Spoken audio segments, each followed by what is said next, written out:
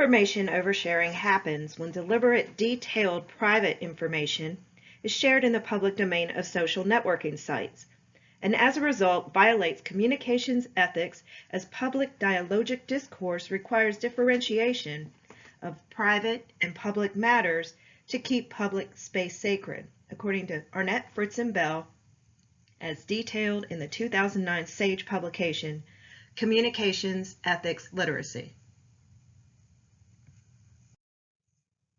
No social media user is immune to the exposure of information oversharing online and through social media platforms.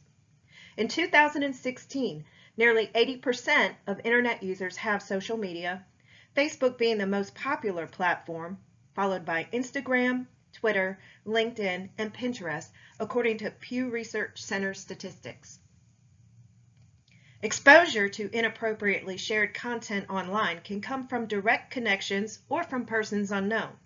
A social media user exposing private and personally sensitive information into their forum shares that information as a public message, not just to a privileged few. Privacy settings cannot fully deter the trickle effect of shares and likes, as a message recipient can resend or retweet the original message within their approved network. This can lead to various consequences on the sender and their network or non-network connections, depending on the type of information that is overshared.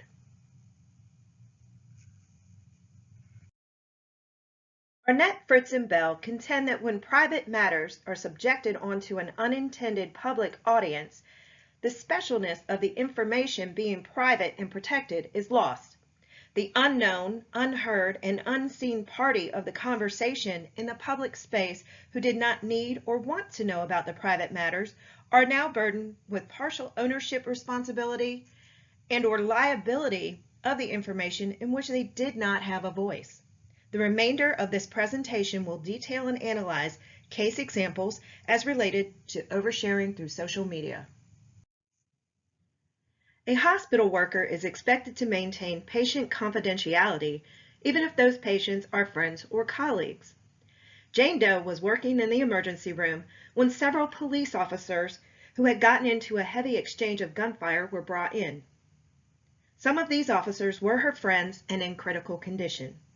During the crisis, she began sharing updates on social media and tagging her wounded friends and her hospital employers in the posts. The information began getting shared via social networking sites, colleague to colleague, to both on and off-duty personnel, and also to the extended John Q. public who followed their news feeds. When one of the officers died, his wife was notified first because of condolences shared via social networking sites and not by a notification from the proper authorities who were responsible for disclosing that information to her. The resulting consequences from this led to the dismissal of the original message posters.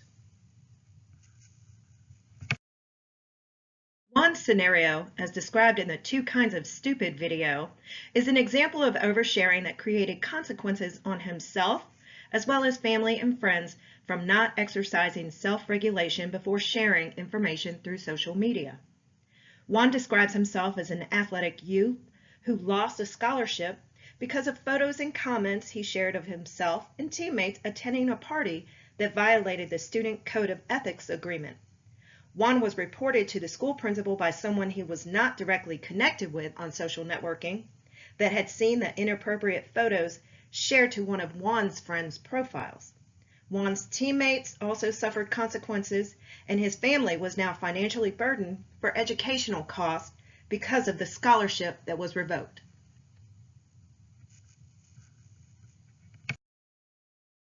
The thoughtlessness of social media users continues to dominate the public domain with private banter and information.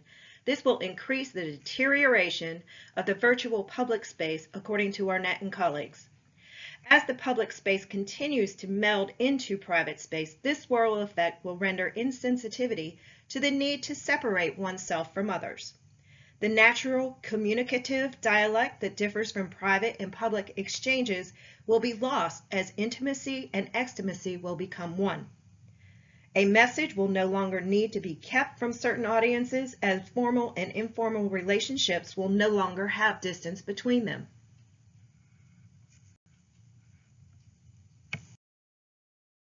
As presented in both case examples, each message sender shortened the distance between their formal and informal audiences. One would have never willingly walked into the principal's office to show him inappropriate photos of himself and the teammates, but when he posted to his social networking site profile, that's what he did.